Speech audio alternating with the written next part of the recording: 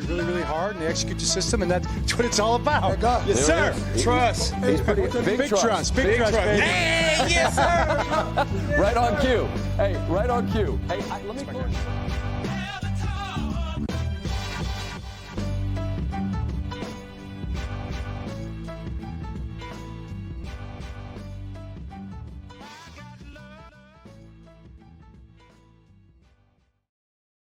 We are back on the Jumbo Set podcast. It is Thursday, December 5th, 2024. My name is Jake Louque. We are brought to you by Jimmy's Famous Seafood. I'm joined by Spenny. Not only joined by him, but very fortuitous little situation here where we're matching on our African wild dog hoodies. Not planned out, I can assure you, not a coordinated effort here, but a little bit of a situation at my place. One thing to knock off the bat here. Sorry for the audio on my end, but I am currently dealing with a dead furnace over at the home base, the Bat Cave in Cockeysville. So I'm in an undisclosed location right now that does have central heating, feeling a lot better after a week in an ice box.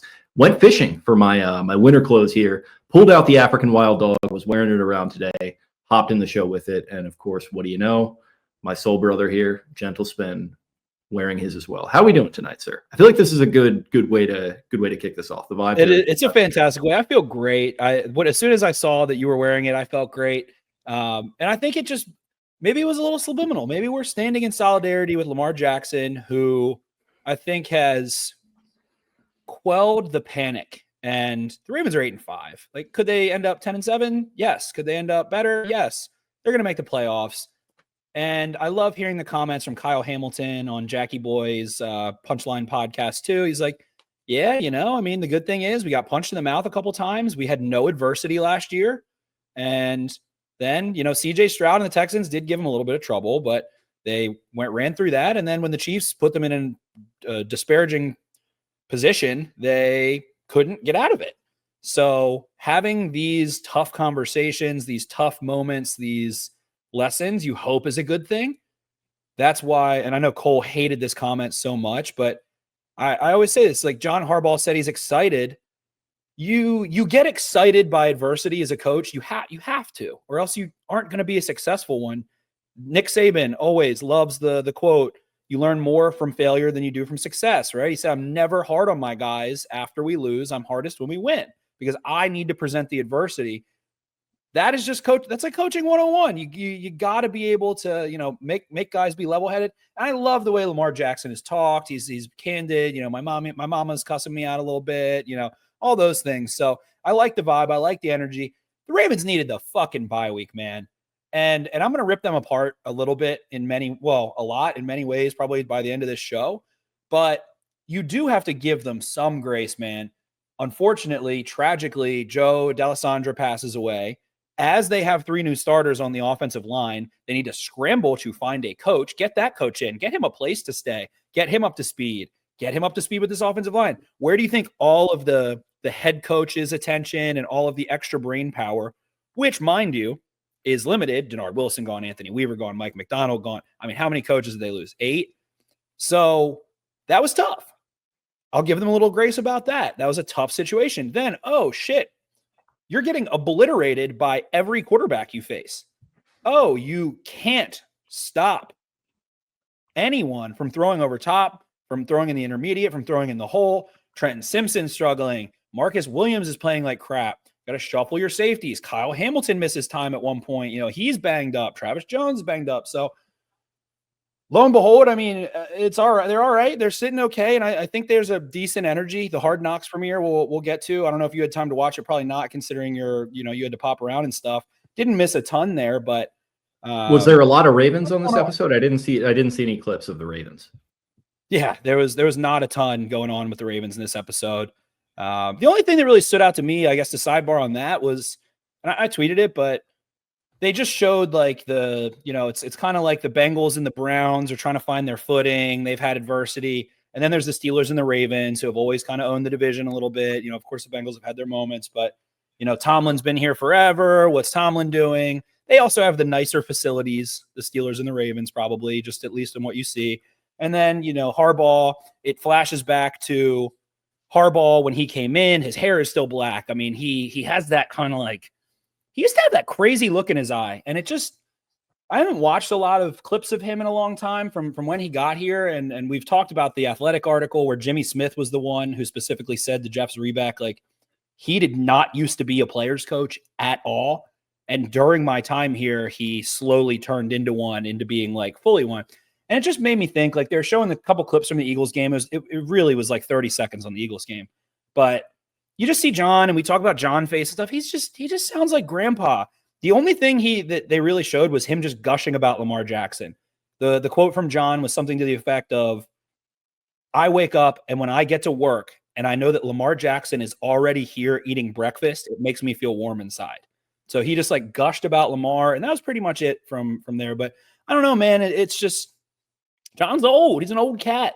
I think he's the third oldest coach in the NFL, if I'm not mistaken. That might be wrong. He's at least the second longest tenured, right, behind Tomlin. It's really funny, like when he played against Jim a couple of weeks ago, all the national pods that I was listening to, like all of them pretty much, like, you know, right down the line said it always surprises me. And some of them didn't even know that John is actually the older brother than Jim. And a lot of people were saying, well, John just doesn't age physically. And I think that's like fair to say, because he still does look very good. But like, if you are tracking him over the years, like you're talking about, like some of those first videos of him coming to the castle with that jet black hair, and I think, you know, obviously Ingrid was a lot younger, and their daughter, her name's escaping me, she was like a baby in those videos, and now she's like in college, you know, playing lacrosse. And yeah, it's like from a national perspective, I can understand why people would think like he seems super young and spry and all this, but he's 62. You know, he's I guess he just turned 62, but yeah, man, he is getting up there. I don't know exactly how old he is amongst the rest of the coaches, but he's been around for a long time. And like, I've been talking about it a little bit, both with you and separately with some of my other friends who follow the team. It's just like, he's been there for so long. You've made the point that some people are just kind of tired and they want change just for the sake of it. And, you know, I can totally respect and relate to that. We had this conversation this past offseason when McDonald was kind of right there for the taking to sort of slot in there as his successor. But yeah, just overall, he has been around for a long time. He's been there for probably, like, I guess what you would say 3 different eras, you know, that early Flacco era with Lewis and Reed. Then it's the Flacco Suggs era where Flacco was a little more ineffective, and now the Lamar era. And it almost feels like you could split the Lamar era into first contract and second contract, and now we're into a new one almost. And yeah, I mean, getting into the Johnson thing a little bit, you mentioned the way that Lamar sort of seemed to have calmed things. I mean, just in a general sense, things seem very calm with him right now. And, you know, I could look back earlier in the season when I was maybe a little down in the dumps after that 0-2 start.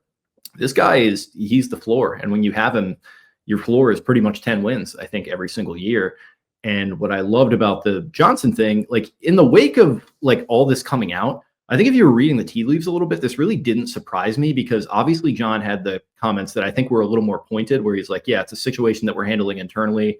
Don't really have much to say on it. But Lamar also had some comments like, yeah, I don't know exactly what was going on, but I'm going to go over and talk to him and calm him down. And then obviously with Jeff and Kyle talking about what was going on in the locker room after wins, where Lamar had to go over and calm him down. It seems like they're in a spot where what Kyle Barber effectively said was that after the Bengals game, which was, so the Ravens acquired. Did he confirm it was the Bengals game? I think yes, he did. He did in the replies, confirmed it was the Bengals game.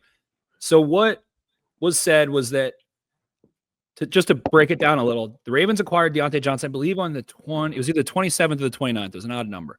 They acquired him, I think, right after the Browns game, then, or right before the Browns game, perhaps. Then they play the Broncos. Johnson gets in a good bit. The Ravens are in a blowout, so they got him some burn.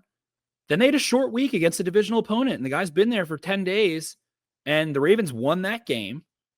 Then what Kyle had said, and another reporter who's escaping me, backed up, was that after that game, Johnson was visibly frustrated in the locker room. I don't want to, visibly frustrated can mean upset. It can mean pissed off. It can mean, pouting, whatever. It can mean a lot of different things, but visibly upset. Lamar Jackson has gone over pretty much every game to kind of console him. And I thought it was really ironic, just as a sidebar, that in that Bengals game against the Steelers, which they showed on Hard Knocks, which was really cool. People were like, oh, the Ravens were on. I mean, it was cool to see the other teams in the division that you know really well.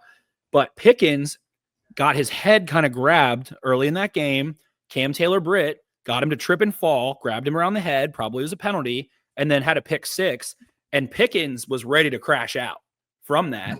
And Mike Tomlin had to grab him and like not he was, it looked like it wasn't really a hug. It was like, you're in here. I'm locking you in. He was like, stay with me. Stay with me. That would like, please stay with it. Don't. He was basically saying, do not crash out. Please don't crash out. They go back. They get him the ball. They don't. So the Steelers have dealt with Bell. They were right. I was wrong. I thought Diontae Johnson would be a good acquisition. I think skill-wise, talent-wise, all those things would make sense. But, I cut you off there. Continue, but it's just. No, I think you were right in that. I had the same thought. Like, he'd at least be good, right? I mean, he's got all the talent. We saw it in Pittsburgh. And, ultimately, like, you can't predict this kind of stuff. And I was on with Kevin Ostreicher for anyone who listened to Locked On Ravens today. And sorry for anyone who listened to that, listening to this. It's kind of hearing the same thing. But doesn't necessarily mean he's a bad guy. Doesn't even necessarily mean he's a bad teammate. He's just a guy who wants to get his money, right? And like that can be really frustrating. There's nothing wrong with him as a human being. It's not, right. It doesn't need to be an assault of him as a person. He could be a lovely person still. So like, yeah, he's got like the burner account and all this stuff going on. Well, but like what I would say is, don't tweet shit at him. Don't like try to like make a point to him. Just whatever. Just let the situation resolve itself. The way that I look at it and what I was driving at with the Lamar kind of calming him down, it seems like Lamar is just not worried about this. Like he's tweeting that like funny like picture or whatever the other day after that L. Like Lamar's a veteran right now. And this is like the type of drama that like he doesn't care about, I don't think all that much, because Diontae has like not been a factor here. And he because never of that, has been to this point. So it's not like you're losing something that you've never right. And because of that, I don't think like Zay is going to care about. Like, I don't think Derrick Henry is going to care about it. I don't think Justice Hill is going to care about it. Like, these guys are rallied around Lamar. And if Diontae didn't want to fall in line, fine. But like the way that I look at this is like he's not like the Ravens aren't just going to let him go. I don't think, because like that would give him an opportunity to sign with another contender in the AFC. Like maybe they will, because it sounds like people are kind of putting it out there. I think Jordan Schultz, Ari Myrov are saying that like discussions are being had as to his future. Jeremy Fowler saying Ravens looking into options at wide receiver, which like I kind of chuckle at a little bit. Like, whatever, like if this is really so irreparable that he wants to go to some other team and do all that kind of stuff. But just in my overall point, it seems like Lamar doesn't really care about all this all that much. And as a result, I expect the rest of the team to go as he goes. I think they're calm heading into this bye week. I think they're ready to get some rest and then get back after this thing after all of that is done. But they got enough problems to worry about. They're not worried about some dude. They're the leaders of this team. It's like Lamar, Mark Andrews. I'll throw Ronnie Stanley in there. Zay, Derrick Henry, kind of, they're both like Zay's younger. Derrick Henry just got here, but I'm sure people look up to them in ways. Kyle Hamilton, Marlon Humphrey, Roquan Smith. I don't think any of them give a shit. I don't think any of them give a fuck about that at all. I do want to kind of just break down the timeline because I do think it's interesting. And the statement I'll start with, which we're throwing up on the screen for those that are watching on YouTube, subscribe if you are, leave a comment. Of course.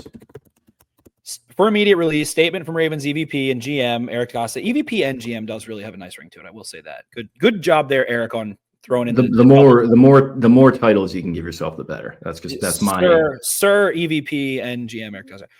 We have made the difficult decision to suspend Diontae Johnson for our upcoming game against the New York Giants for conduct detrimental to the team. Diontae's suspension stems from refusing to enter our game against the Philadelphia Eagles. We will have no further comments on this matter going forward. This is an insane statement, considering who especially for them. Yeah, for them, yes. This is an insane statement. They have thrown him under the bus and said he wouldn't come in the game. They released this to the press. He wouldn't go in the fucking game. He refused to play. We are suspending him for his conduct, and we will not talk about it any further. And the construction of the language too. We have made the decision. He did not come into our game. Like, it's kind of us and it's him. And like, if he wants to get in line, okay. But like, he's got to talk with his agent right now, because like, this is not gonna. We got our own thing going on here, and if he wants to interfere with it, then good luck to you, pal. And so to think back through the Diontae Johnson timeline. The Steelers trade him. They get Diontae Jackson, who has 5 interceptions, been a nice player for them. Great job, Steelers. Fuck them. Of course. That game pissed me off so much this weekend. They got rid of him. They've already dealt with the ABs of the world. They've already dealt with the Le'Veon Bells of the world. They've already dealt with some psychos on defense. All the different things that have gone on, and George Pickens they're currently dealing with. Diontae Johnson is out of Pittsburgh because he was causing these similar kinds of issues. drops. We called him Goof Pickle. Remember? I mean, we would break down like he's a fucking goof pickle. He's a really talented receiver who do some wild shit. He's tripping and falling down. Like he's just a goof pickle. Then for the Ravens, he runs a route, he fucking trips and falls. He's a goof pickle, but he's really talented. So Kramer. Trade him to the Carolina Panthers. They want to get a receiver that's had some production and some talent for Bryce Young. The Carolina Panthers, and all the warning signs were there. This is why I'm an idiot. But the Carolina Panthers said, we will effectively pay the Ravens and move up maybe 10 draft spots at the end of the fucking day 3 to get him off our team. Like, we do not want him here. We don't want that in our locker room. So they trade him to the Ravens. On paper, it made perfect sense to me. Well, what were we when we did the NFL preview episode? What did we say? Hey, I like this offense, but if Rashad Bateman or Zay Flowers goes down, that's fucking terrible. So fast forward, they go get someone who can beat man coverage. He can play on the outside. He can have that depth and provide some talent. You know, you hope to integrate him. When did they acquire him? I already said this, but I don't include this part. They acquire him when the Ravens haven't had their bye week yet. They acquire him on a short week before playing the Bengals. He doesn't get in on a short week. Instantly is pissed. Lamar keeps having to go up and, you know, say those kinds of things. He's upset. And like you said, Jake, nothing wrong with wanting your money. You know, money makes people do 10 billion crazier things than Diontae Johnson. No disrespect to him as a person. Get your money. It's a good receiver. You always want receivers that want the ball. That's what every coach always says. That's what every GM says. I want guys who want the ball. I want guys who want to be in. So no disrespect to him. Sounds like he's kind of quit on him a little bit, and then they need him. Yeah, no disrespect for wanting that. The fucking game. Yeah, no disrespect for wanting that. He's just not. I don't think he's going about this very smartly. Is the thing, to kind of go back to what I was saying. It's like, and I might have said this while we were already rolling and before we got going here, but it's like, you know, what best case scenario, you get released here over the bye week and then you go to some other team. And then, like, do you really think you're going to put enough on tape that's like, oh, wow, this is going to get you the big contract in the offseason? I think it would have been better for his stock overall to just play out the string with the Ravens. Maybe you put up some numbers, maybe you don't, but you just kind of be a good soldier. You try to win a ring, whatever. Then you get to the offseason and say, you know what? I played in this offense with Lamar Jackson. I did a couple of things. I was kind of put in a tough spot overall, but I really think I could help Drake May develop. I really think I could help. I was going to say Bryce Young, who coincidentally is now having, you know, a resurgence in his young career. I guess his first ever. It's not a resurgence. Another goof pickle for Diontae. He's like, they fucking traded me. Now they're doing better. I can't get on the field. It's not a surgence. It's a resurgence. I think Adam Thielen, your guy, having a resurgence, really turning back the wheel of time there in that game against the Bucs. But yeah, it's just like, this is just weird timing. I don't know what's going on with his agent. Like if this is coming from his agent, then his agent probably should be fired. I mean, I guess we'll see what happens in the offseason, what kind of contract he does get. Maybe he's had 3 agents. Maybe he's only had 1. Who even knows? Yeah, it just feels like he's hitting the nuclear option here when, like, we're still in, like, a ground war, effectively. Like, we could probably just, like, you know, maybe not escalate it to this point, but I don't know. Being frustrated is perfectly acceptable. Yeah. To want the football in a contract year is perfectly acceptable. I would hope that's the case. You know, T. Higgins is, like, franchise tag by the Bengals. He maybe could have played in another game or two. I don't know. Again, that's me making an ass out of you and me by assuming. Is he going to push himself? Some guys are in contract years. They're a little on edge. And like, that's a really interesting kind of test case too, because T. Higgins has a lot of leverage, in my opinion. Diontae just doesn't really have much leverage here from where I'm sitting. I don't really get, like, if this was a hot-headed move, I can understand it a lot more, where he's just like, he's boiling and boiling, and then it hits his boiling point in the middle of a game, which is understandable. Yeah, but like, if he had his helmet, fuck this, fuck y'all, you know. Yeah, sure. Like, taking his shirt off.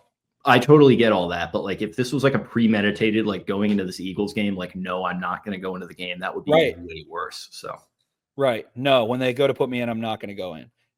This is speculative and whatever. People can argue in the comments. It's fine. It did seem like he got mad that Tylan Wallace went in the game. I think he got pissed. Tylan Wallace went in. I was at the game. That is what I clocked it on TV too. I clocked it on TV as soon as Wallace got that first catch. I was like, okay, there's like his one catch of the game. Then he gets another one, and I was like, what's going on there with Johnson? Like, that was something that I did flag. And then with Harbaugh's comments after the game and Lamar's too, I was like, oh, okay, there might be something going on here. I didn't expect it to get to this point, but I think it was. It's just really unfortunate because, again, the Ravens are just now if he could have just gritted his teeth, for me as a fan that likes the Ravens and wants to see them win, this is the perspective of why I'm frustrated as the fan. Because if he could have gritted his teeth, like we just said, been pissed off, but like, I'll participate. The explosion could be fine. Slamming a helmet is fine. It happens. Guys are all jacked up. Zay was doing it because he's not getting targeted on that third down or whatever that was, Exactly. Fine. I mean, you're all hopped up you're a gladiator in a stadium, in the arena. You're the man in the arena. So it just is unfortunate because the Ravens now have their bye week. I would imagine, I'm going to give the Ravens, I'll give them some credit in this regard. I would bet that they really thought, we're going to get to the bye week and figure out Diontae, and we're going to have a plan. And then he's like, I'm not going in, actually, right before the bye week. And then who do you play after? The Dexter Lawrence, Drew Lock, fucking Tommy Pickles Giants, who you can beat the shit out of and get 50 snaps for Diontae Johnson, rest Rashad Bateman, get Diontae on the field more. So it would have been perfect. Then you go play the Steelers again, where he's like, oh, I got some snaps. I'm all right. I caught a couple balls maybe. All right, I'm feeling it. Okay, I can go, make my big play against the Steelers, get motivation, and cruise through. That's my fan fiction that I had in mind. That's what I thought. When I see, that's what I might have said on this podcast a couple of times. That's what I think of when I see Deontay's not playing a ton of snaps. I'm like, all right. And then people have brought up Devontae Adams. People have brought up Amari Cooper. Someone's brought up Stephon Diggs to me, who, by the way, had training camp with the fucking Texans. There's another receiver. What did I say? Hopkins. Yeah, all those guys. All those guys are in their 30s. Devontae Adams played with Rodgers for years already. The Jets fucking suck anyway. Look at how Bateman has played the last couple of weeks too. Like you didn't even really need him. That's the thing. Like they got the two tight ends. Zay's obviously the number one, and then Bateman has been playing really well from that number 2 spot this past week, notwithstanding, but he did get hurt. So there's a huge faction of people that are like, why is Nelson Aguilar playing? Nelson Aguilar has logged more run blocking snaps than routes in half of the games he's played in. He's playing in the slot. He's blocking. He's running slot fades and crossers and sitting down in soft spots of zone and working back to Lamar. He is playing like a easy, defined role. And the blocking part is not easy, but it's like, we have a role for him, and we want to work a role for Diontae Johnson, who can get separation, mix in some snaps. And there was some room, like Jordan Schultz and those guys were like, yeah, that, the Ravens said they viewed it more as, depth in ways. They traded nothing for him. So I just think it's really unfortunate because the Ravens are really struggling. I guess we can open it up a little into like the Eagles game and the Chiefs game and the Steelers game, and then these kind of losses. And that's what everyone keeps talking about. It keeps looking the same. That's the hot button topic. The talent on the field should help that so much. Having a third separator with Mark Andrews and to be able to go out of 11 personnel, because Nelson Aguilar can't do that well. He can here and there. Tylan Wallace, God bless his heart, I don't think he's going to be running comebacks on guys and being able to hit him at the stem and come back. He can do a lot, and he's a fun football player, but what Johnson had was needed to beat those teams that play man coverage and rush for and have been giving the Ravens trouble. I think that is perfect, and I think that Steelers game and getting another shot at redemption, all of it would have lined up perfectly. So it's really, really unfortunate. But again, the price was shocking. The Ravens paid nothing for him. There's a reason, and it's not because of what he can do on a football field. Yeah, no, it does suck for all those reasons you mentioned, man. They needed this bye week really bad. Like we kind of lamented on the show on Sunday night after the Eagles game, it felt like they kind of sleptwalked through that one. They were like, they had the bye circled a little bit too early, and they let that one just kind of slip through their fingers, particularly on offense. And shit, man, maybe they could have used Johnson as a bit of a spark. I don't think he would have unlocked exactly what they needed in that game. I think they were kind of doomed from the start in that one with the way that Philly's D-line was whipping up on the Ravens O-line. But, man, you mentioned it. Handshake, opening hole, short par 4 there with the Giants, coming out of the bye. And then obviously the Steelers as kind of a revenge game, not only for him, but for an entire Ravens team that just has a King Kong-sized monkey on their back when it comes to the Steelers right now that they just cannot seem to shake. You got the Texans, obviously, on Christmas coming off a short week, and then obviously the Browns at home, which that would be another one that I would think with some of the Browns corners, he could be, you talk about beating man and that kind of separator type guy. be another good one for him. And then you get into the playoffs and anything can happen. It's just like, I don't know, man. Why not just like go to Harbaugh in private? And yeah, maybe he did this and maybe they didn't heed what he was talking about. And that's part of the frustration. And that would be understandable too. But I don't know, just maybe going to Lamar. If it was 3 places having the same issues with 3 different coaching staffs in basically a year. One of them being Mike Tomlin, who, by the way, Willie Colon and a bunch of players came out in an Athletic piece this week that was really great and said, Mike Tomlin basically saved my life. Like this guy really cares about people. And if you can't connect with Mike Tomlin, then maybe there might be something deeper going on there. And that's what all the Steelers fans said. And I honestly didn't listen to them. I was like, oh, whatever, whatever. You got frustrated, whatever. No, they were all right. And when I reread the statement, I'll pull it back up again. He's gone. He is gone. Yeah. They said, fuck him. The point that you made, Jake, about we and our. They never phrase these like this. It's always very kind of copywriter, like professional, like this, that, the other. It's nothing is like a pronoun. It's all like very kind of buttoned up. Yes. They said we, meaning the Ravens and him. And that was a really good point. So, maybe we're wrong, but I like that read. And I do think he's gone. I think it is stupid and unfortunate, but I mean, the thing is though, they suspended him. So they are holding on to him for 2 more weeks. Steelers the bye week and the game. So maybe this is like what you did is unacceptable. I mean, people flipped out about Anthony Richardson tapping himself out of the game when he was tired. He refused to go in the game. Yeah, I mean, this is way worse than that. It's a little different when you're a quarterback and those kinds of things, but it's just, I don't know. Well, Richardson was also very, like, probably a little bit too honest about it, but you can tell he's a good kid that just had a lapse in, strategy and kind of like political. Called a timeout. Everyone have been mad about a timeout, but he's playing well. Right. Yeah, he is. Yeah, that was big for you the other day. That 2-point conversion. I was cheering for. I don't know if you got a chance to watch that. You were from sources on the ground, I hear you were having quite a time in the lots before the Eagles game. And then then seeing you on the recap show, that was probably. I was on one for sure. Yeah, that was as on one as I've seen you this year. It was bad. But unfortunate. Bateman's knee. I mean, bye week comes at a good time. Looking Bateman's at this team overall, and some interesting IG stories from Bateman lately too. Not to. I don't even see any. I don't. I think they're probably deleted by now. It was like a couple days ago. It was a little cryptic. Some stuff about political issues with George Kittle talking about not getting enough targets, and he captioned it "government issues," which like I don't. Maybe, but like it feels like he's been getting his share recently, and like I said, he's been playing well. So I hope that's not an issue. I just don't. Receivers are out of control. Yeah, I mean Denny Carter. That's why Terry McLaurin is the best. Yes. That is why Terry McLaurin is the best. He's, if you can find a receiver that runs a 4.3, was a 4-star, 5-star, and they are from a military family.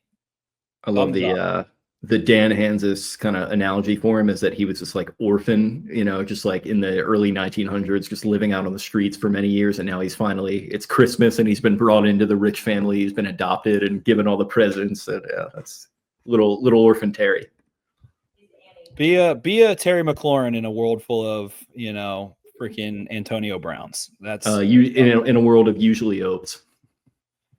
It's what you need to find. So I don't know, man. There's issues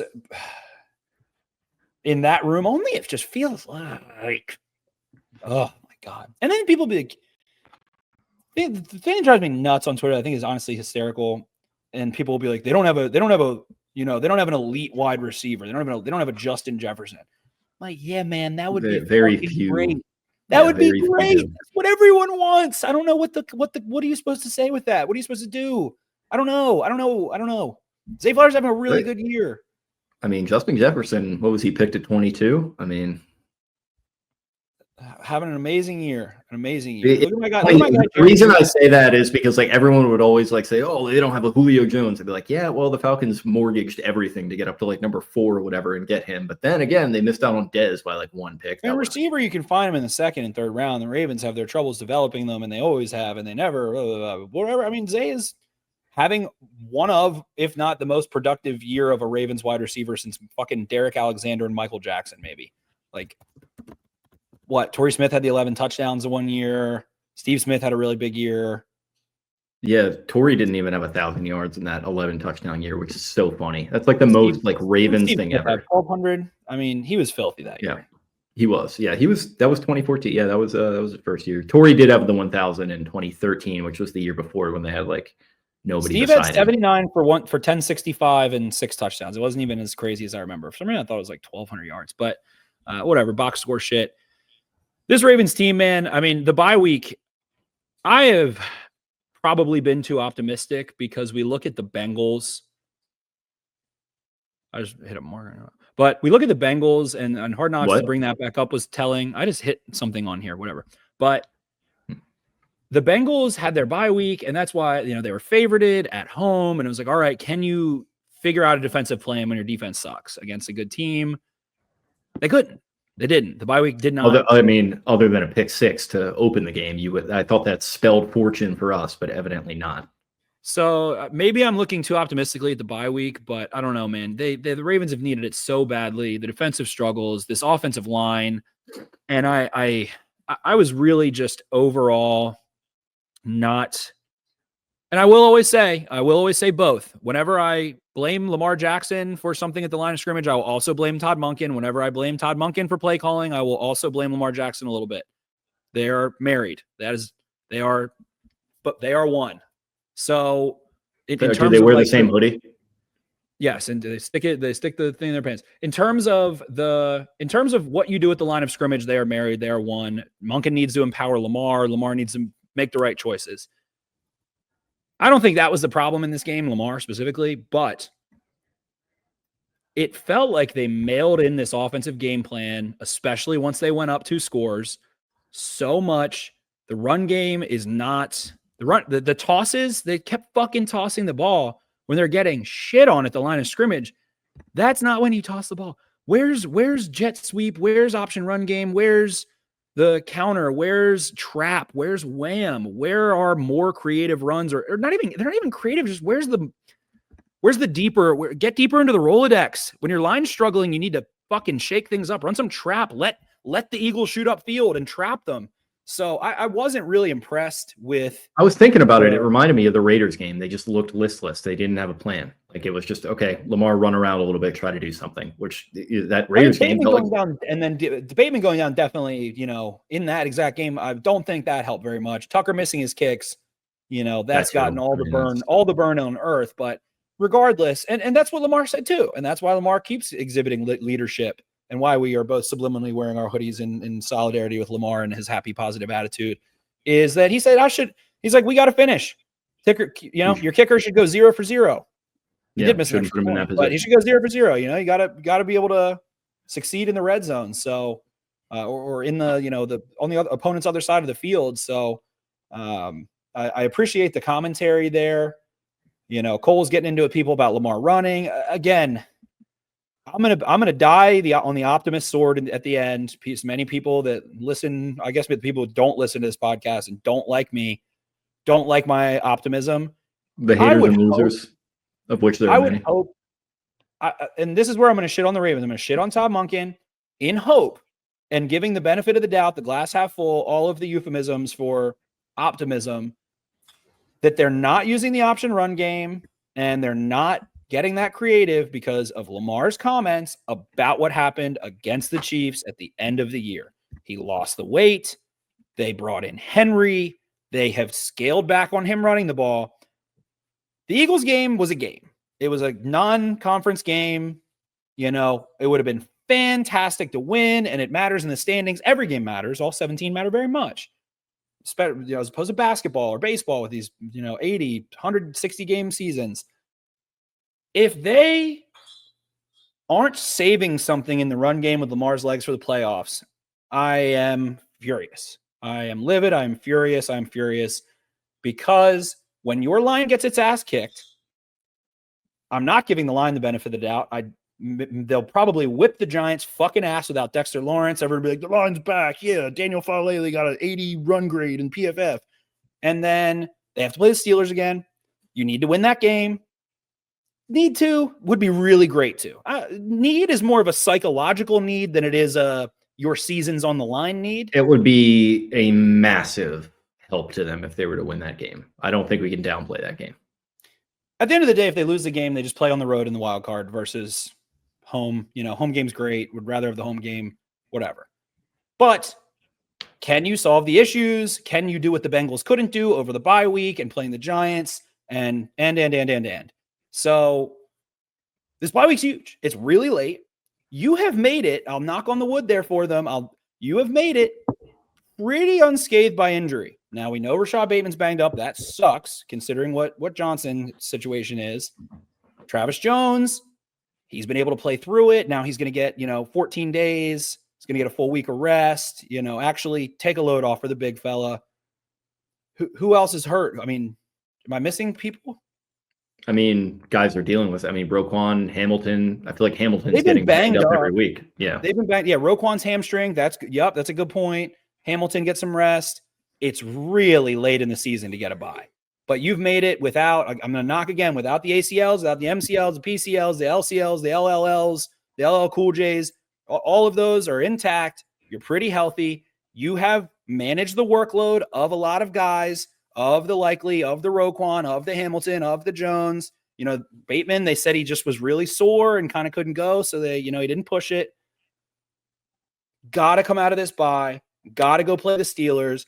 Got to beat their ass in the run game. Have to destroy them in the run game. This offensive line isn't going to. I don't think they will. I think the Ravens will suffer the same fate. Because they get rid of Zeitler, which in hindsight, and the three biggest things the Ravens did were probably let Zeitler go, let Patrick Queen go, let Clowney go. Clowney is probably the only one that maybe isn't really biting you in the ass necessarily. Zeitler, that sucks big time this year. Patrick Queen, I think that sucks too this year. Not end of the world, but this offensive line they're fucking soft. This offensive line's fucking soft.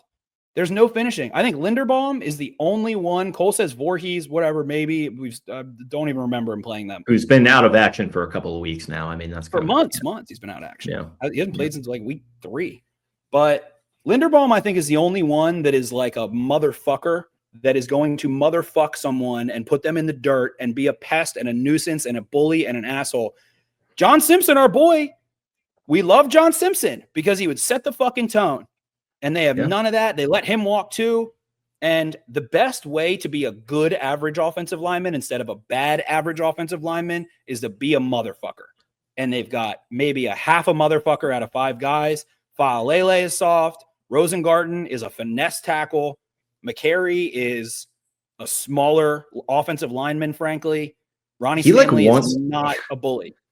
McCary wants to be a pest. I feel like he's getting these penalties, some of which are procedural. I get that, but some of the after the play stuff, it's you kind of think that he wants to. And then also, really funny, by the way, we didn't talk about Linderbaum just getting absolutely ethered by Derrick Henry, just a stiff arm right to the back to try and throw him into another defender. That was fantastic. And then Linderbaum, I think, had a penalty a little bit later on. That was fantastic. So I don't know. I think this offensive line's soft. I'm putting it out there. I'm calling them soft in hopes that everyone starts calling them soft. I hope that the media starts calling them soft. I hope Dan Orlovsky calls them soft. I hope that Robert. We got to get Wally Williams back in the mix. I remember 8 years ago when Stanley got drafted, Wally Williams just came out of the clouds and said that he had heard Stanley was soft. I don't know how he was plugged into that. Was Wally Williams a Notre Dame guy? I don't even know where he went to Wally school. Williams. He went to, I don't think you would say that about a Notre Dame guy, though. Did he go to Ohio State? He went to Florida A&M. Florida A&M. Okay. Interesting. He was one of the original Ravens, Wally Williams. Yep. But I think they're all soft. I don't think the Ravens defense is soft at all. I really don't. I don't think Zay Flowers is soft. I don't think Mark Andrews is soft. I think their skill guys have a little more badass to them than this offensive line. So Ricard definitely is a hard body. Justice Maybe Hill. he needs to live on the fucking field again. Maybe that's a solution. I mean, to a lot they've of been things. getting him in there on those strong formations, and the Eagles just weren't having any of it this past week. But I mean, it's it works here. And I mean in pass pro a little bit more. They've been using him in the run game, but maybe having him on the I field. want to see them do like the pass pro that other teams do, like the Bengals do this, where they like don't even pretend it's going to be a run. They just send the running back. They have him as you call it a sniffer because you're sniffing the ass of the offensive lineman. Okay. You have a sniffer in the A gap. Yeah. It is very charming. I can only imagine the man that came up with that and what his outfit was. And it was probably Bob Wiley. I mean, the all-time football guys. That's what I'm hoping. Yeah. But I thought it was lazy. I thought the Ravens, I think that they so badly wanted to get to the bye week. They fucking limped into it. They limped into it offensively. And I think they had limp dicks. I think the Ravens offensive line is soft. I think they need some Viagra. I think they need some for hims. I think they need to wake the fuck up. I think they're soft. I think everyone on Twitter should start calling them soft. I think everyone in the media. I don't think you have to worry about Twitter. I think they're calling everyone on this team soft, from those guys all the way to the fucking. Well, focus your attention to the Ravens offensive line. I want there to be segments on NFL Network. Is the Ravens offensive line too soft for them to win a Super Bowl? That's the thing. To turn into motherfuckers is an offensive line. Well, those studio shows like Get Up and First Take, they all love to like get into the nitty gritty on the offensive line. So I'm sure they're going to be talking about that. AQ Shipley and Baldy. I want those guys saying, is the Ravens offensive line too soft to dethrone the Chiefs or the Bills? Like pointing out where. Yeah. I want everyone to focus their efforts in all of your little negative things to be the Ravens offensive line is soft, make memes, make GIFs, make Photoshop of players. I think that big uglies are the easiest ones to get pissed off in a positive way and to get them to say, no, everybody doubted us. And, that already kind of happened this year, to be frank, with their offensive line. They doubted that they could get to an average level of play. And I do think I did that before the year. Yeah, we both stuffed me in a locker. Yeah. We were both like, Ben Cleveland, we were the Ben Cleveland stuff. And he's not a finisher either. That's the thing. Like, would he be better than Falele? I think probably a little bit. I think he can go connect in space a little better. I was going to say he's not even a starter, which actually kind of works as a double entendre. Yeah. So I think that is. I mean, shit, man. Even going back to the fucking Titans game, I hate to go back to that game, but like, when the Ravens lose, people talk about the Chiefs, the Steelers, and now the Eagles in this year, but it goes all the way back to the Titans in that in the game, the loss, the disappointment. That game can be known as the disappointment. I think I want to officially varnish it that and the Colts at home in 2006, the disappointment games, 1 and 2. So their offensive line, whenever they lose, is soft every single time. Yondo was getting spit on and getting his face rubbed in the dirt. He wasn't soft, but I mean, man, just give me some fucking unleash. Like, if you're committing so many penalties already, go spear someone in the back of the head or something. I don't care anymore. I'm tired. And they got bitched around this past game, and it was their least penalized game of the year, I'm pretty sure. So that is quite the catch-22 that you present. That is quite the catch-22. They eliminated the penalties, and Lamar Jackson was getting assaulted. I mean, Lamar is drifting. You mentioned steps back. He was, and you mentioned the designed run game. I think what he was specifically talking about with with his mom calling him and Felicia, and obviously we talked about it, like the scrambling too, man. Like he had lanes where he's just got grass in front of him. It's like, dude, you're the baddest MFer out there. Like just take off with it sometimes. Like. That's kind of another thing that I'd be looking for. I think the design run game, I think you're onto something with them kind of holstering that, trying to keep an ace in the hole there a little bit, ace up the sleeve. But like, he's also got that in his back pocket that he has just not been going to. And I think it's yielded mostly good results because his passing has been so good. And his, running to throw has been so good this year. But sometimes you just got to take the layup. I think he's got to start doing a little bit more of that too. Where do you think he ranks considering that he is, the last set of buys, I believe, what is it? Are there 6 teams that have a bye this week? Let me check. I know Washington does because the Sizzler was talking about some golf on Sunday, but I don't know if he can do it. So, I can't find it. Whatever. I don't know. Maybe it's 4 teams. Maybe it's 6 teams. Where do you think he ranks in scrambles this year? And how many scrambles breaking the line of scrimmage do you think he has? Just off the cuff. Maybe you've looked at it before, but I haven't. I feel like I'll give you this. Jaden Daniels leads the NFL with 54. I would say. So, do you want me to give his ranking or how many he has? Give me whatever. Where do you think he ranks? How many do you think he has? Whatever. I think he ranks 15th. He's 6th. He's had 34. He's scrambled about half as many. Brock Purdy, who has missed games, has scrambled more. Drake May, who did not start many games. And again, a couple rookies. Bo Nix, Caleb Williams. CJ Stroud has scrambled as many times as Lamar Jackson. Baker Mayfield has scrambled 3 less times than Lamar Jackson. I like to think they're keeping him fresh. And the point that Cole got into, he did a nice film breakdown. Definitely go check out Road Graders. But he was like, there was somebody there. But like you just said, and I hate one way or the other telling, Lamar should have cut this. I don't know. I'm fucking 250 pounds, 31 years old, haven't played any sort of real organized sport in over a decade.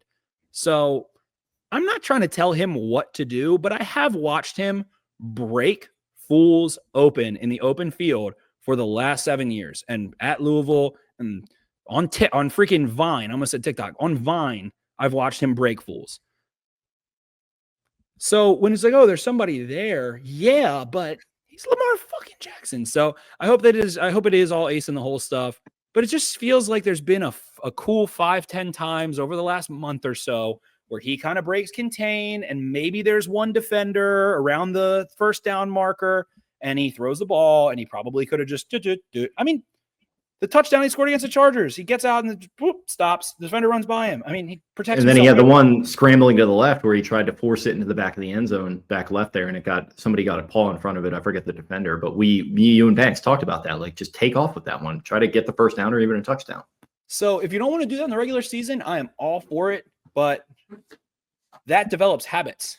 You're developing habits throughout a season.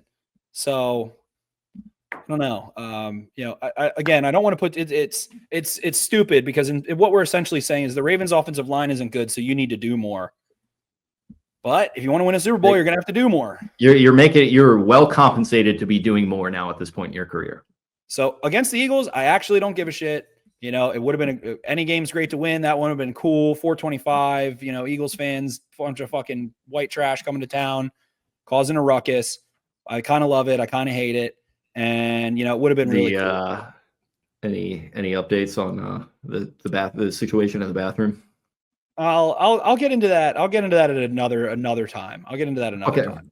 Fucking banned from that place. There was a situation with Natalie Portman's father. They're not letting me back in. What is that from? It's Ari and when he's I think it's like when they're at Kimmel and he's like at the green room, Sarah Silverman. Fucking that's what it was. Place. I couldn't remember. The situation with Natalie Portman's father.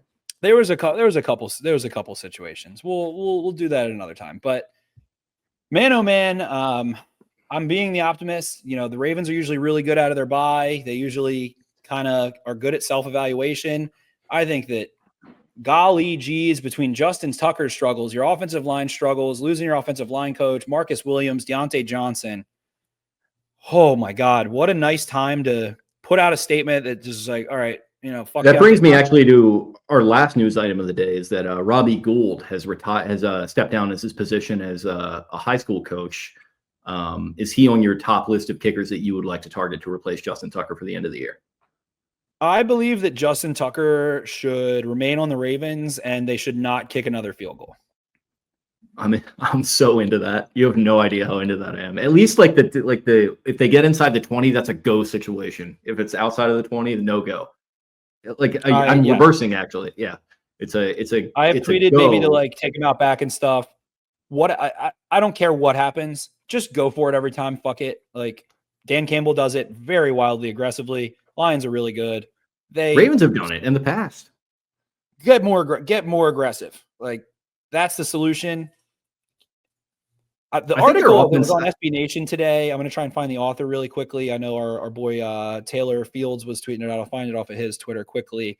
But the article on SB Nation was so good. EDC Burner, that's his thing.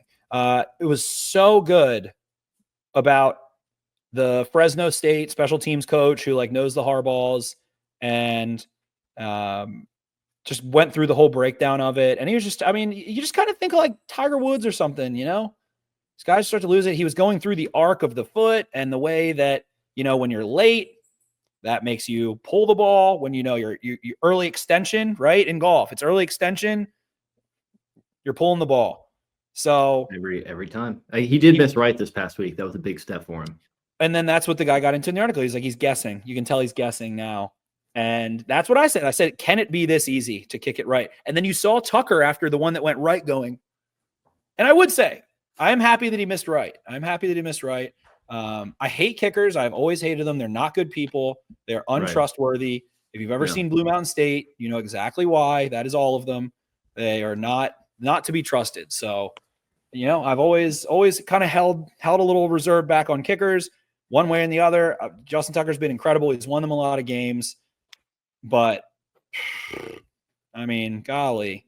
I mean, the stat is just like 22 points in their losses, and he's missed 22 points of kicks in those losses. And I don't expect him to hit 100%. But, Jesus, fuck, man. I mean. Yeah, he's hitting like what, missing the extra points is what really – that's really how you know he's like borderline got the yips right now. Yeah, and like that's tough. I mean, like you can come back from the yips though. Like if he were just like short kicking them, short hopping them, that would be tough, you know, long ones, but he still got the leg. Like a lot of people have made that point. You just got to sit down with a sports psychologist this offseason and figure this shit out. But for right now, they're boned because you can't find somebody off the street that's going to be better than him, or at least that much better than him, that's worth moving on from a guy who might still have it within there. So I think you just got to ride it out. Like you said, I think you need to be much more aggressive in longer field goal situations with going for it and just try to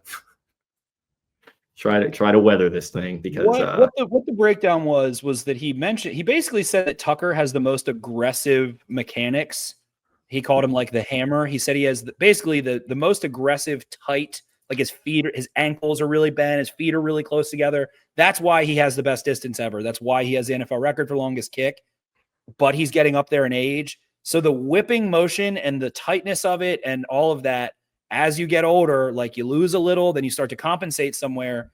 I mean, it seems like when he kicks most of the extra points, he kind of just goes straight at the ball a little more and kicks it down the fucking middle instead of trying to like do the big turn with a little sneaker squeaky in there for extra added effect. But instead of like a Jesus and the Big Lebowski there, just kind of run at the ball a little. I don't know, just fucking forsake a little bit. Like stop asking him to kick 55-yard field goals. He clearly can't right now. What was he 1 for 5 last year on 50 plus?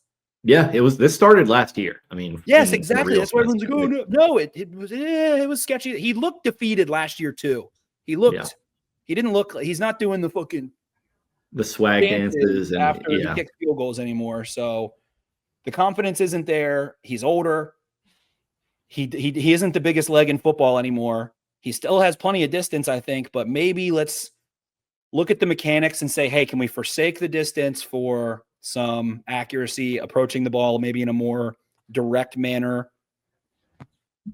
I don't know, but the answer to me, I mean, if they cut him or not, you know, appreciate everything he's done, has many great memories, won a Super Bowl, you know, as a rookie, did some crazy things, many great memories, but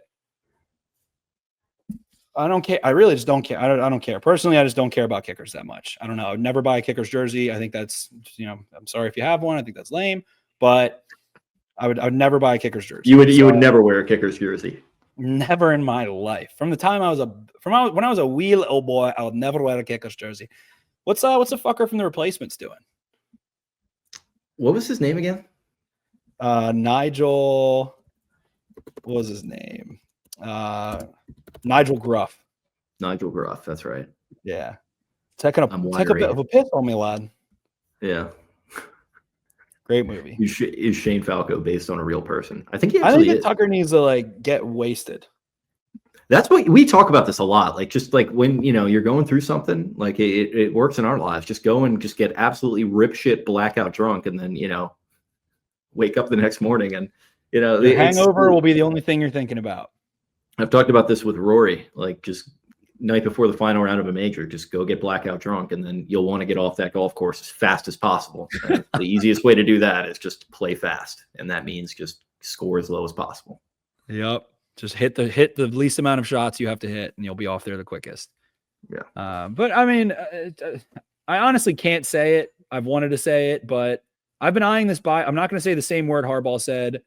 I am tickled by the fact that their bye is so late and they made it without so many injuries and they have had these shitty things happen. There's really just one focus. What happens when you play the Steelers or the Chiefs or a team, who Bills. I don't know who else would fit in that category of what those defenses do, where they can kind of get pressure with 4 and drop out and give you some pressure looks a little, but they can kind of just get pressure with 4 and they know your run game and your run game has never really killed them. They just need to get a little more wonky. I mean, look at what fucking Ben Johnson's doing, man. Fucking Penny Sewell's running around trying to throw the ball. Like, football doesn't have to be that serious. You need some creativity, and it doesn't need to be trick plays and the stuff that the Lions are doing, but when you're playing these teams, unwind your freaking playbook. Like, go into the deepest, darkest parts, Todd Bunkin. I know you have some I've seen his tricky shit at Georgia. He used to run some wild tight end stuff. Get into that against these teams. You can't line up and outpower them with this offensive line unless everyone in America calls them pussies, and then maybe they'll find some nuts. I mean, I'm through with all of this. What have we've been saying it for years. Everyone's focused on wide receiver. It's like, build the fucking wall. You have the tiny dancer at quarterback. You've got the slickest shoes on the dance floor at quarterback. Just give him some fucking nasty dirt. I want guys that smell like piss. Like, I want to be able to smell their damn junk from across the room because they don't fucking shower, because they're big, disgusting, heathen, foul mofos. Like, I need to do one of those quote cards that people do. Build the fucking wall. You have the tiny dancer quarterback. You've got freaking Michael Jackson to beat it at quarterback. Like, he can do anything if you give him time. Some Ravens fan on Twitter made the deep throws, the one to Bateman against the Chargers, the one to Hollywood Brown against the Broncos, the one against the Jaguars, Deshaun Jackson, where it's like Lamar is sitting, he does like a 5 or 7 step, and he's just like back there chilling and yucks it. And it's like the same posture every time when he's about to yuck a bomb. When you protect him, he is disgusting. When he gets hit early, he gets erratic and makes bad decisions. And that is not peculiar to him. The Raiders almost just beat the Chiefs because they, for the second time in their last 3 matchups, have rattled Patrick Mahomes, hit him, and inflicted a little pain on him early. That is the recipe. It's how you beat any team. Like, Jared Goff melts when you hit him early. He's had a couple moments where he's proved me wrong with that, but it took him a decade. Like, protect the fucking quarterback. You also made the point about him throwing 5 picks in a game and winning. Who's going to develop? They still don't have it next year. It's not like Rosengarten. Sure, I'll give him that one. You still are going to need guards. You still need guards. Ronnie Stanley's not under contract. And like I said, I love Ronnie Stanley. He's a good player, not an ass kicker. So you failed. Eric Costa failed. He's failed at the offensive line. They've had Orlando Brown Jr. They've had Kevin Zeitler. They let him go. You failed. I think they failed. I mean, Brown Jr. was, maybe something they couldn't get away with, but, there's nothing they could have done. The Stanley injury and all that just fucked them. But the results, we always talk about the process, but the results are the offensive line's not good enough. Still, it's been years. Part of it's injury, part of it's not their fault, but at some point, double down, man, and overpay somebody. Do something. The Chiefs did it for Mahomes, and he's not doing the same. They traded Tyreek Hill away. Yeah, he's not putting up the same crazy numbers. Yeah, he's not putting up the same crazy numbers as he was, when he was younger. But they're winning Super Bowls every freaking year. Like, they go get Trent Williams, Joe Tooney, they go get Tooney and Orlando Brown in the same offseason, and obviously Brown didn't stick around, but him, Creed Humphrey, they make it a priority. Linderbaum is a success. Ronnie Stanley it's not the fault of Eric DaCosta that he gave him a $100 million contract and he had a horrific injury suffered via TJ Watt diving or rolling around, which he was doing to Burrow. Oh God, I hate him. But you failed. I mean, Zeitler, why? Not to toot my own horn, but I've been sounding that alarm bell literally since they let him walk. It's just that was a why. I understood Simpson, but like the Zeitler was just like, dude, like, and he wanted to. I mean, we damn well knew he wanted to stay. So exactly. I don't know. The Ravens have the softest offensive line possible. None of them are dogs. Everyone should tell them. Dan Orlovsky, please do a whole segment on it. Like AQ Shipley, call them soft. I don't know. They need to, again, the solution again is probably for the offensive line to get blackout drunk. That's probably the solution to all of the Ravens' problems. I'm sure Big Country has some moonshine hidden away somewhere that you could probably let them break into. I mean, he could probably play drunk. He probably has. He probably does. Maybe he does, and that's why he doesn't play. Yeah, John. We're all wondering why John hates him. Maybe Ben Cleveland goes in after the first session and just starts kicking back in the cafeteria, crushing a couple Jack and Cokes, and they're like, "What the fuck?" Yeah. All alleged, all parody, all satire. Who knows? But I don't know, man. I'm just asking for a little bit more. I mean, why did they beat the shit out of the Bills? They ran crunch early. They ran wham. They ran power, counter. You got to mix it up a little more if you want to play this big boy game against these big boy teams. So getting punched in the mouth going in your bye can be a very good thing. I won't use John Harbaugh's word that set a bunch of people off, but you've got some coaching points. You know what to fix. You already dealt with your defense. You already fixed that on the fly. And, I'm sure Marcus Williams is beside himself. Yeah, I'm sure he's miserable. I can't imagine he's happy with what's going on, but they had nothing else they could have done. Again, he was well compensated in his time here. He will be fine. I'm sorry it didn't work out. Nobody feels bad for them. They're all millionaires from, being hard workers and blessed with great athletic, genes and talent and all that stuff. And a lot of them work their fucking ass off. So nobody, cry with your $1 million. That's what everybody says, but whatever. We're the fans. We don't have millions of dollars. We want to watch. We want to watch you go all the way. So figure it out.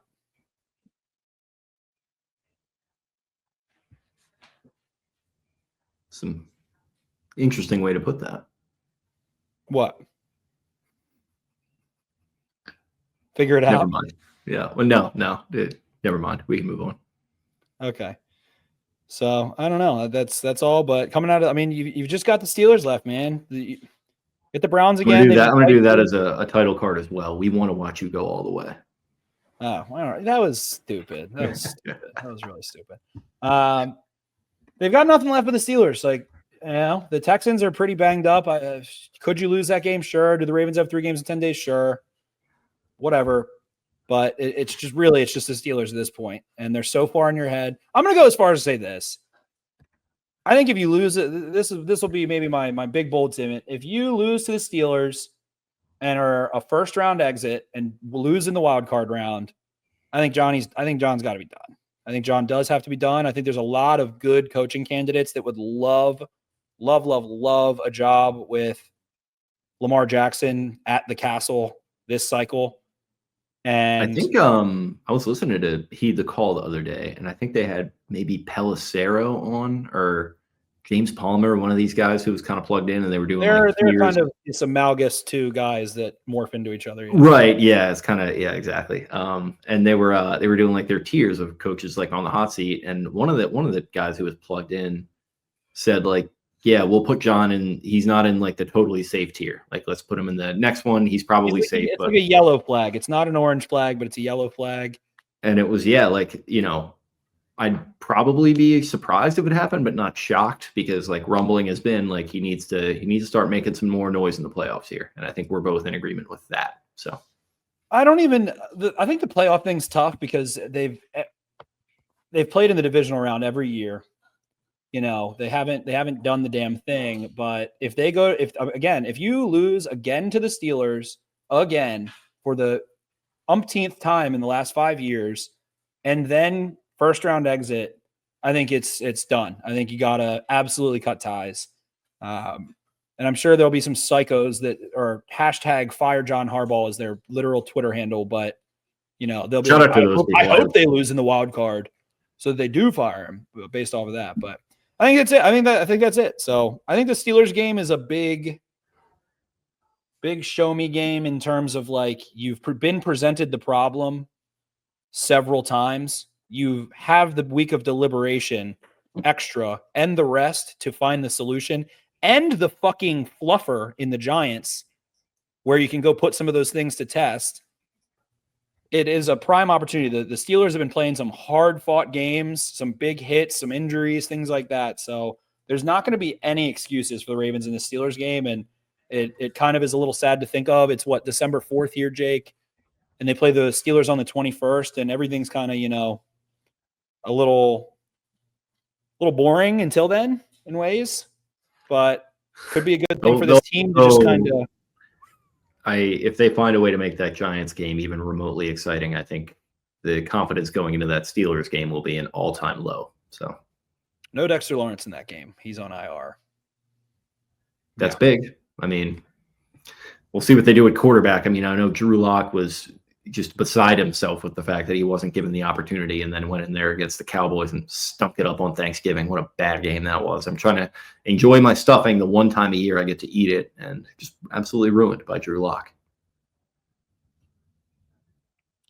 I may be attending that game, but yeah. Ravens offensive line, you're soft, man. You're soft. Stop being soft. Prove it. So I think that might be a show. I mean, they've had all these moving parts. It's a lot, but we do know that the Ravens Super Bowl teams of past have had, they switched quarterback mid-year in the one, and then they, fire Cam Cameron, and Ray Lewis is out and he comes back. So this is always the time.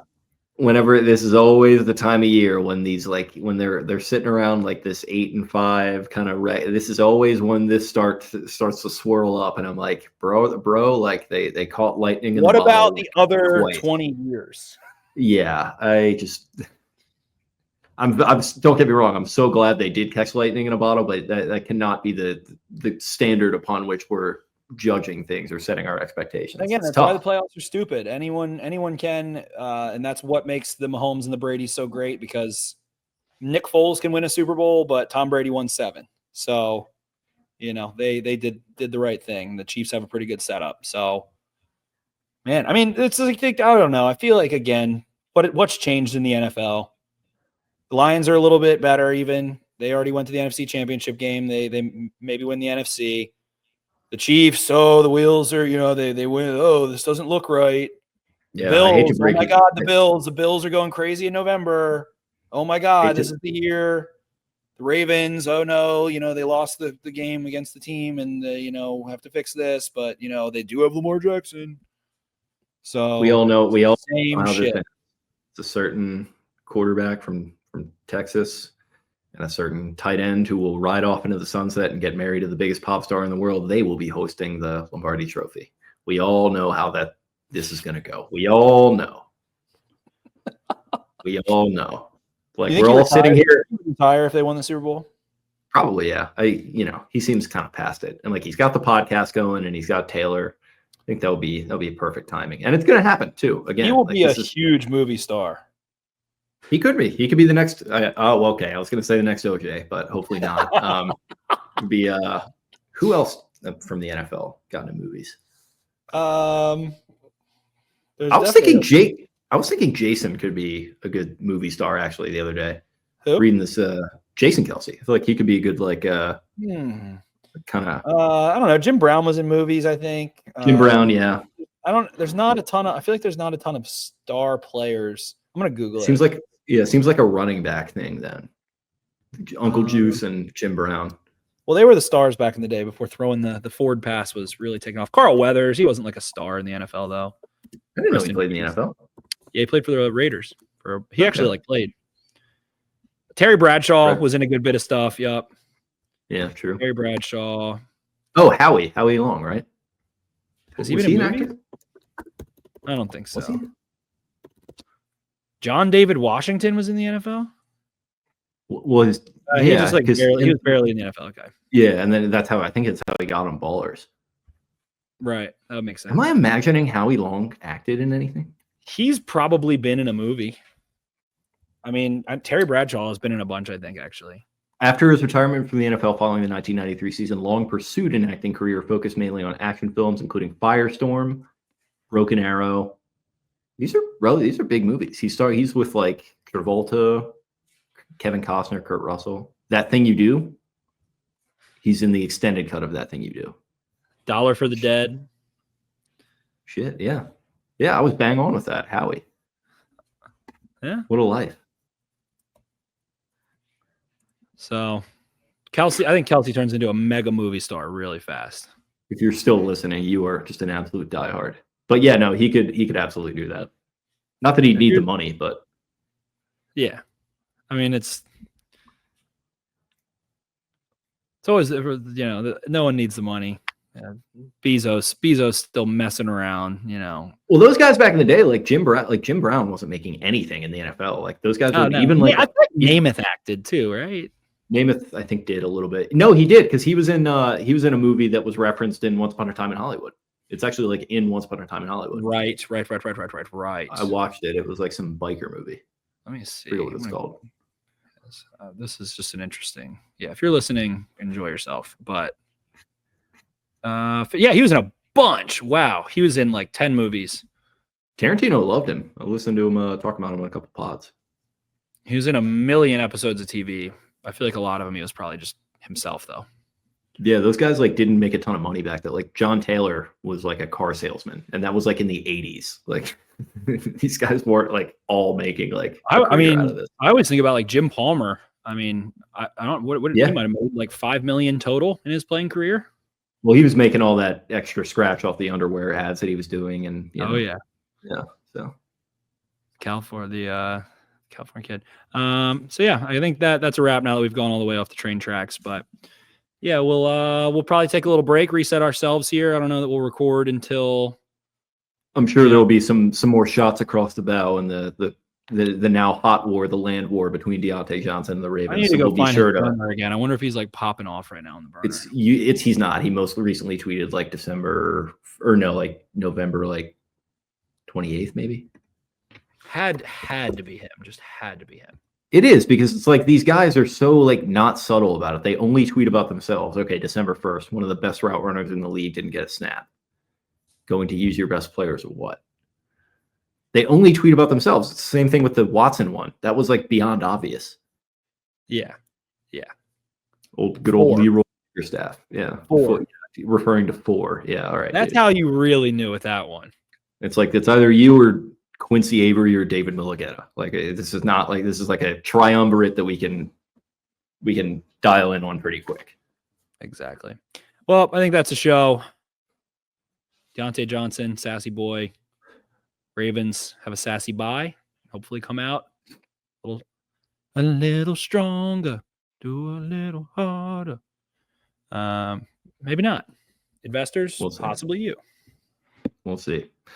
Enjoy your bye week, guys. Thank you all for hanging with us here on the Jumbo Set this week. We'll get together, talk about what content we're going to do over the course of it. Obviously, we'll be back to preview the Giants game. In the meantime, if you liked what you heard, subscribe to us here on YouTube, like and comment on all the videos. We appreciate you doing that very much to help get the algorithm pumping. When are we announcing the Steelers ticket winner, by the way? I still need to do that. I'll figure it out. I'll tweet about it.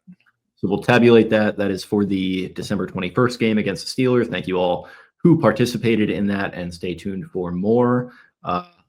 Please follow us on social media at Exit52 Podcast on X and on Twitter. Shout out to all our great sponsors: Jimmy's Famous Seafood, Black Eyed Susan Spices, Fed Thrill Sunglasses. Shout out, of course, to Clipper City Barber Company.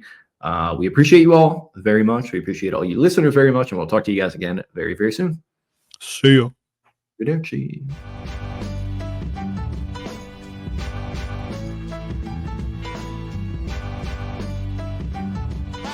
Really, really hard, and they execute the system, and that's what it's all about. Yes, sir. Trust. Big trust. Big trust, baby. Hey, yes, sir.